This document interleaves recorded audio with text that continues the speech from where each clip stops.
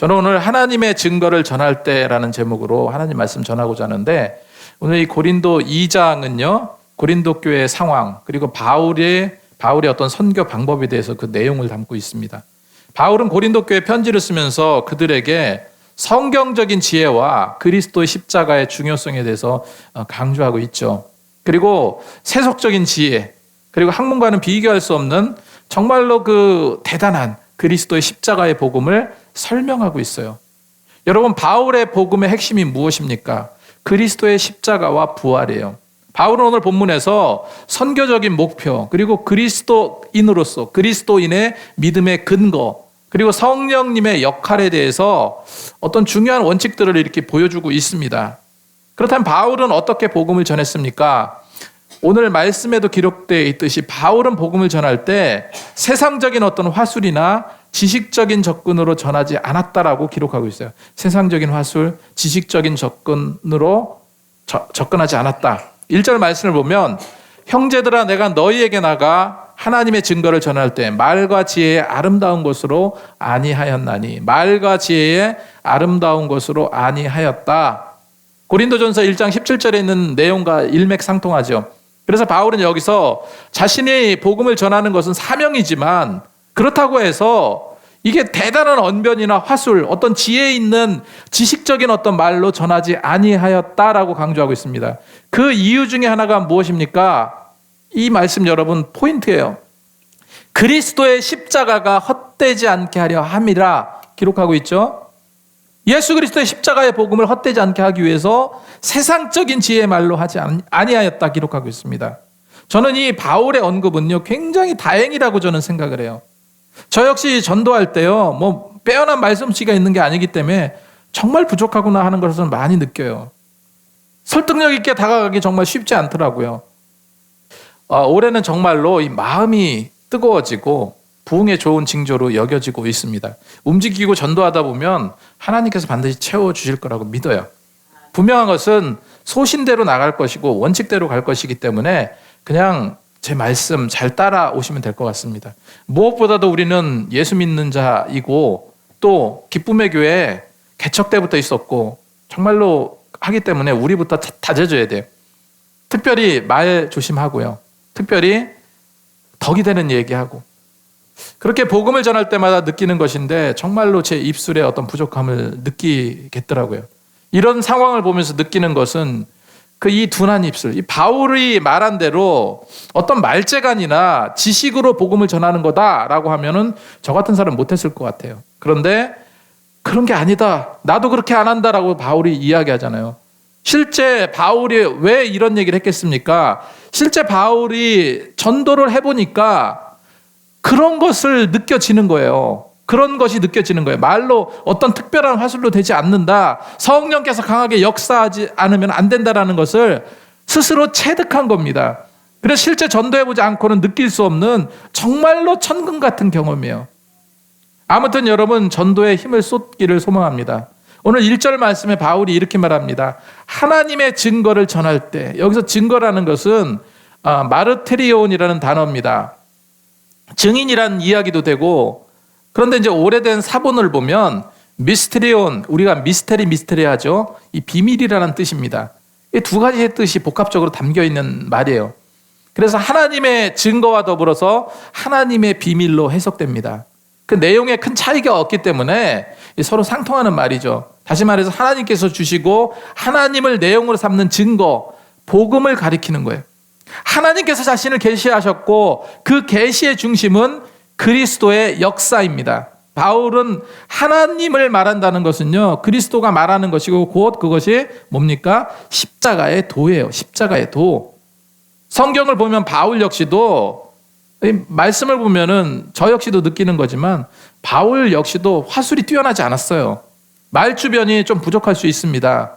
우리가 잘 아는 것이, 말씀을 이제 전하는데, 이제 사도 바울 선생님께서 오셔서 말씀을 전하는데 많은 사람들이 모였잖아요. 그런데 유두고 같은 그 청년 어땠습니까?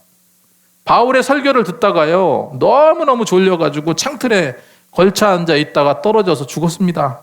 물론 이제 하나님께서 살려주셨지만 얼마나 설교 내용이 지루했으면 그럴까. 그렇게 이야기하는 목사님들이 사실 많아요. 그만큼 바울은 지식이 좀 많이 있고 하지만 언변에는 조금 부족함이 있었다라고 많은 목사님들도 이야기하고 그렇습니다. 그런데 세상 사람들이 복음에 대해서 반박하고 조롱해 왔을 때 바울은요, 그 학적으로나 성경적으로 이 반론을 제기할 만큼의 그 충분한 해박한 지식이 있었다는 거죠. 바울이 어떻게 예수 믿게 됐습니까? 다메섹에서 예수님을 만났죠. 다메섹에서 예수님 만난 이후 그때부터 막 그냥 뭔가 그 광인처럼 미친 사람처럼 복음을 전했다 생각하겠지만 그러지 않았어요. 바울은 굉장히 꼼꼼한 사람입니다. 굉장히 디테일이 강한 사람이에요. 바울은 예수님을 만나고 예수님께서 네가 나를 핍박을 왜 하느냐? 나는 내가 핍박하는 예수다 하면서 예수님을 보여주셨다니까요. 사실 그렇기 때문에 바울은요, 예수님을 만나고 그 예수님이 메시아라는 그 영적 충격이 대단했어요. 여태까지 바리새인으로 살았잖아요. 여태까지 랍비로서 율법에 강한 자였는데 어떻게 이게 가능한가? 어떻게 이런 복음을 우리가 이해할 수 있을까? 그런데 주님을 만났잖아요. 믿음의 확신은 있었지만 그랬지만 성경적인 근거를 찾고 싶었어요. 바울은 그래서 어떻게 합니까? 그 자리에서 미친 듯이 복음 전했던 게 아니라 마음은 뜨거워졌지만 어떻게 합니까? 성경에 아라비아로 갔다라고 성경에 기록하고 있어요. 아라비아는 우리가 아는 그 아라비아는 아니에요. 시내산을 뜻합니다. 많은 학자들이 그렇게 보고 있는데 그곳에서 2, 3년 동안 뭐를 해요? 기도하면서 성경을 연구하면서 정말로 예수님이 메시아인가 그거 연구한 거예요. 여러분 그러지 않고서 어떻게 바울 서신 13개나 되는 바울 서신에 나타난 복음이 그렇게 교리적인 복음이 체계적이고 자세하게 아주 논리적으로 그렇게 기록할 수 있었겠습니까? 바울이 연구했어요. 그 이후로 그런 영적 진통과 성경을 연구하고 기도한 이후에 정말로 예수님이 참 메시아임을 확신하고 그때부터 그 이후부터 복음을 전한 거예요. 그 아라비아에 있는 기간 동안에 바울에게 어떤 영적인 부분이 있었는지 모르겠지만 그가 가지고 있는 모든 세상적인 지식, 성경적인 지식으로 예수님이 메시아라는 사실을 증명해 내려고 노력했던 거예요.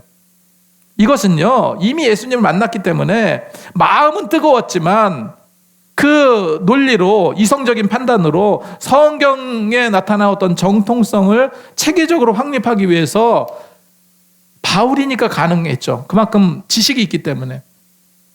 그래서 바울은 복음을 전할 때 뭐라고 고백하는 거예요? 나는 세상적인 화술, 지식적인 접근으로 전하지 않았다는 거. 오직 성경으로, 오직 이 메시지로 복음으로 성령의 인도함으로 성령께서 하라는 얘기만 했다는 겁니다. 그렇기 때문에 우리도 입술 둔한 우리도 정말로 용기 내서 복음을 전할 수 있는 거죠. 역사하시는 분은 납니까? 아니죠. 역사하시는 분은 성령님입니다. 두 번째로 바울의 모든 가치의 근원은요, 예수 그리스도 십자가에 있음을 강조하고 있습니다. 2절 말씀은 정말 놀라운 말씀이에요. 내가 너희 중에 예수 그리스도와 그가 십자가에 못 박히신 것 이외에는 아무것도 알지 아니하기로 작정했다. 이게 바울의 고백이지만 바울의 의지가 반영된 겁니다. 여기서 십자가에 못 박힌 것 외에는 아무것도 알지 아니하기로 작정했다는 게 뭡니까? 결심했다는 거예요. 나는 오직 십자가만 전하겠다. 물론 성령께서 마음을 움직이신 거지만 바울은 다짐하고 결심한 거. 바울이 다짐하고 결심한 겁니다. 세상에 좋은 학문들 많이 있지만 나는 오직 예수 그리스도 십자가만 생각할 것이다. 십자가의 복음만 전할 것이다. 여러분 이것도 역시 바울이 오랫동안 전도하면서 얻어진 경험입니다. 그런 면도 있어요. 내가 십자가에 못 박히신 것 외에는 아무것도 알지 아니하기로 작정했다. 이것은 바울이 복음 전파의 사명을 확신하고 이 복음을 전하게 된 가장 큰 동기라고 볼 수 있어요. 고린도 교회에 가서 복음을 전하고자 하는 그의 유일한 목적이기도 합니다. 여러분 세상에 복음을 전할 때 우리도 마찬가지예요. 예수 그리스도의 십자가의 복음만 잘 전하면 돼요. 더 필요 없습니다. 그것이 불신자의 심령을 울린다니까요. 마음의 변화를 일게 한다니까요. 전도는 마음을 움직이는 일이에요. 그래서 오직 예수 그리스도의 십자가 외에는 그가 못 박히신 것 외에는 내가 어떤 것도 가르치지 않겠다. 어떤 것도 꺼내지 않겠다. 그리고 십자가 이외에는 아무것도 알지 아니하기로 작정했다. 여기서 안다라는 말은 에이데나이라는 단어인데 경험을 통해서 아는 일반적인 용어인 기노스코와 달리 굉장히 직관적인 단어입니다. 전문적인 지식을 가리킬 때 쓰는 용어가 오이다인데 그 오이다의 부정사예요. 그래서 바울은 모든 것을 알지 아니하기로 작정했다. 오직 그리스도에 대해서만 그 깊은 지식을 가졌고 그렇게 갖기를 원했다라는 겁니다. 여러분, 이런 고백들이 아까도 계속 제가 말씀드렸죠. 문맥을 보고 성경의 내용을 보면은 바울의 심정을 느낄 수가 있어요. 바울이 아테네에서 전도할 때 많은 사람들이 이 뭔가 독특하고 색다른 그것을 전하는 거에 대해서 귀를 기울였습니다. 왜냐하면은 이 부활이라는 말이 색달랐거든요. 그래서 바울은 에피쿠루스 학파와 스토아 철학자들과 논쟁도 했다라고 기록하고 있는데 철학자들이 바울에게 말하는 거죠. 내가 많은 지식이 있고 많은 쟁론을 벌여왔지만 이 예수라는 인물은 예수의 십자가의 부활은 내가 도저히 이해할 수 없다라고 말해요. 여러분, 사실 이게 이해의 문제입니까? 이해의 문제가 아니죠. 그래서 바울은 아덴에서 정말 혼신의 힘을 다해서 열심히 전도하였지만은 신통치 않았어요. 아덴에서 반응은 세 가지로 나타났습니다. 대부분 이 부활과 예수의 십자가의 구속의 메시지를 듣고 조롱했어요. 비판했어요. 그게 뭐냐?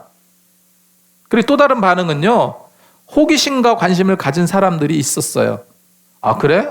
좀 독특한데? 다음에 한번 너 다시 만나서 이런 얘기를 한번 또 다시 들어보고 싶다. 이 정도의 반응이 있었습니다. 그런데요, 그 중에서 아주 극소수, 정말로 조그만 극소수 중에 어떤 사람이 있었습니까? 바울의 이 복음 전파 메시지를 듣고 믿게 되었다. 성경에서 굳이 이 말씀을 보면서 이런 것도 참 은혜가 돼요. 성경에서 굳이 예수 믿는 사람 이름이 적혀 있어요. 성경에서 굳이 그 극소수의 사람들, 예수 믿기로 결심한 사람 이름이 나옵니다. 아레오바고 관리, 그리고 디오누시오스와 다말이라는 여자, 그리고 또 다른 몇 명의 사람이 바울의 이 부활의 복음을 듣고 예수 믿게 되었다라고 기록하고 있습니다. 여러분, 복음을 전할 때 역사가 일어나지만 지금 반응도 똑같아요. 많은 사람들이 그거를 마음을 활짝 열고 그래, 그럼 예수 믿어야 되겠네, 이렇게 이야기하지 않습니다. 대부분 싫어요. 다른 종교 믿어요. 관심 없어요. 거절합니다. 그리고 그 중에서 극소수만, 아주 극소수만 이 복음을 받아들이게 돼요. 지금 우리는요, 고린도 교회 내부 실정을 바울의 편지를 통해서 낱낱이 지금 들여다보고 있는 거예요. 여러분, 가만히 생각해 보세요. 거저되는 거 아무것도 없습니다. 고린도 교회 여러분 어떻게 세워졌어요? 우리와 똑같았어요. 바울이 복음을 전함으로 세워진 것이 고린도 교회잖아요. 전하지 않고 어떤 역사가 이루어집니까? 나가서 전도하니까 사람들이 심령의 변화를 받는 거죠. 어렵고 힘든 가난한 복음 전파자가 가서 그렇게 고린도에서 했는데 처음부터 잘 되지 않았잖아요. 하나님께서 브리스길라와 아굴라 부부를 만나게 해주셨고 얼마나 열심 있는 부부였습니까? 그를 통해서 힘을 얻고, 돈이 없었잖아요. 바울이 돈이 없었는데 천막 만드는 일을 하면서, 그러면서 선교비를 충당하고, 그거로 인해서 회당에 가서 강론하고, 그러고 또 하나님께서 실라와 디모데를 붙여주셨어요. 만나서 힘을 얻고 열심히 기도하면서, 그러면서 은혜를 누리면서 힘을 얻으면서 복음을 전했죠. 이들 쉽게 복음을 받아들이지 않았어요. 포기할까도 생각을 했습니다. 이 고린도의 교회가 세워질 수 있을까? 우리가 읽고 있는 이 고린도전서 없었을 것입니다. 그 고린도 지역이 얼마나 거셌어요. 얼마나 타락의 도시였습니까? 전도가 잘 되지 않았던 거예요. 그 바울은 낙심을 하죠. 전도가 잘 안 되고 낙심하고 있는 차에 정말로 하나님의 은혜, 정말로 놀라운 기적 같은 일이 일어났잖아요.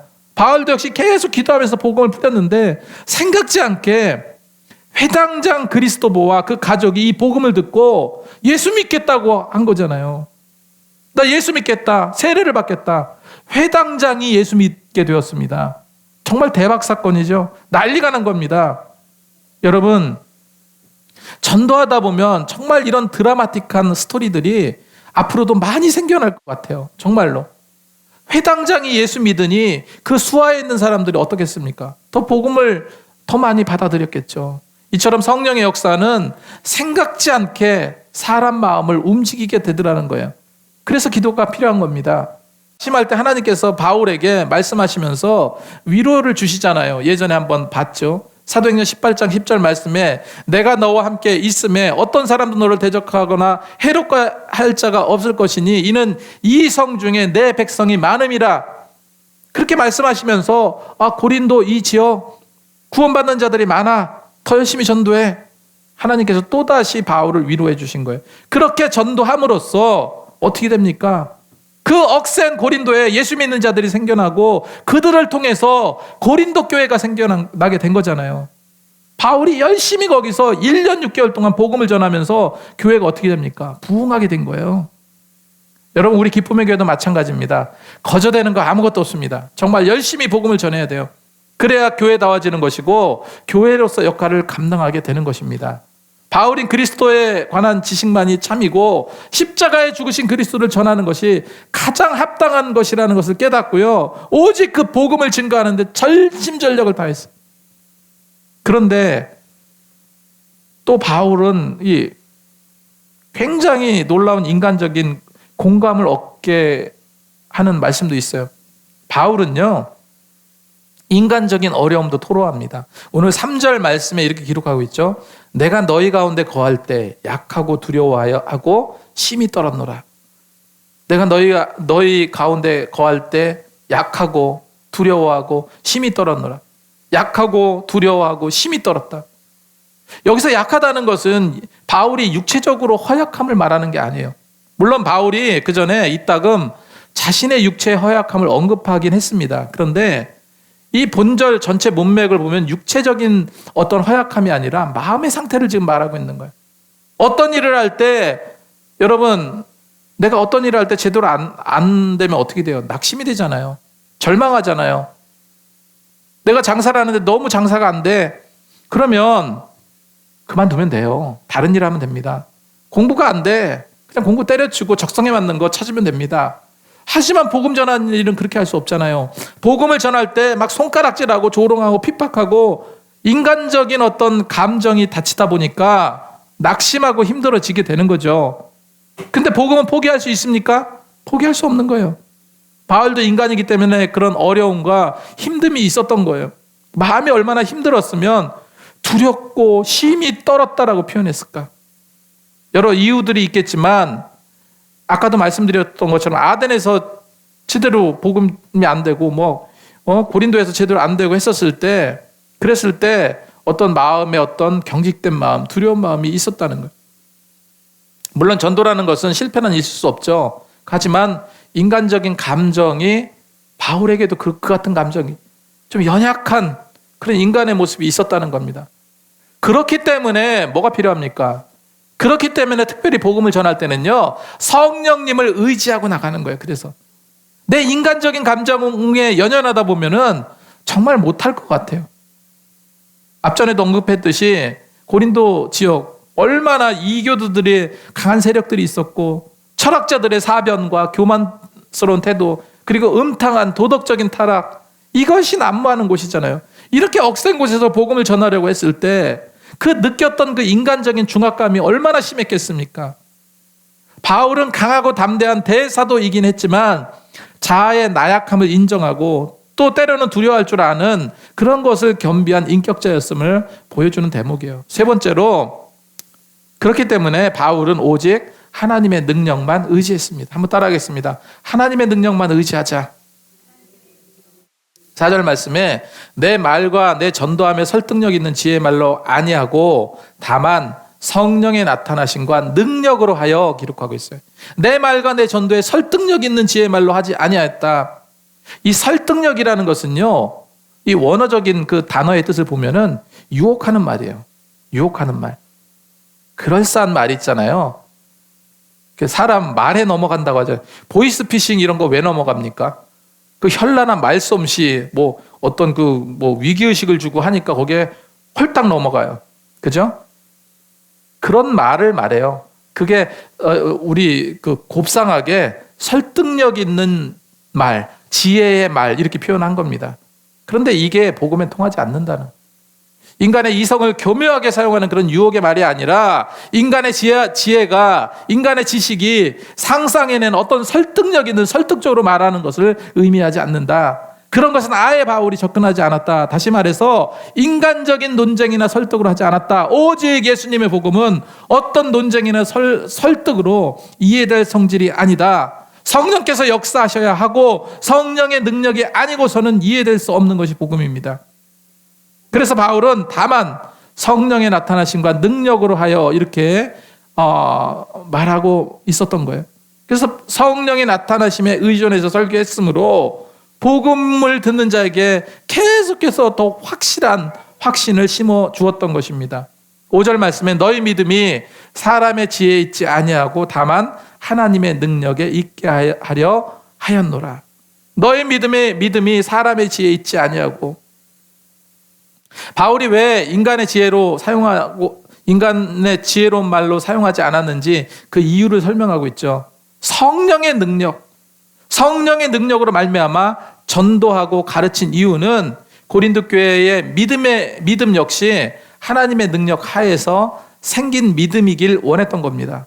그래서 바울이 구원을 얻게 하는 믿음의 근거가 이성에 호소하는 논증이 아니라 진리와 함께 진리로 말미암아 그 심령에 역사하시는 그 하나님의 권능을 말하고 있는 거예요. 고린도 교회 성도들의 믿음의 근거가 어디 있습니까? 왜 그런 믿음이 생겼습니까? 바로 이 하나님의 능력 안에 있다. 바울이 말하는 이 하나님의 능력에 있다라고 말하고 있습니다. 그걸 명확하게 더 인식시키기 위한 거예요. 그래서 그렇게 참 믿음의 성도라면 자신의 지혜나 능력에 의지하지 않고 늘 겸손한 마음으로 하나님의 능력을 바라보고요, 절대 거기에 의지하고 순종하고 그렇게 함으로 나가는 거예요. 그래서 우리는 바울의 이런 마음의 자세를 배워야 된다는 거죠.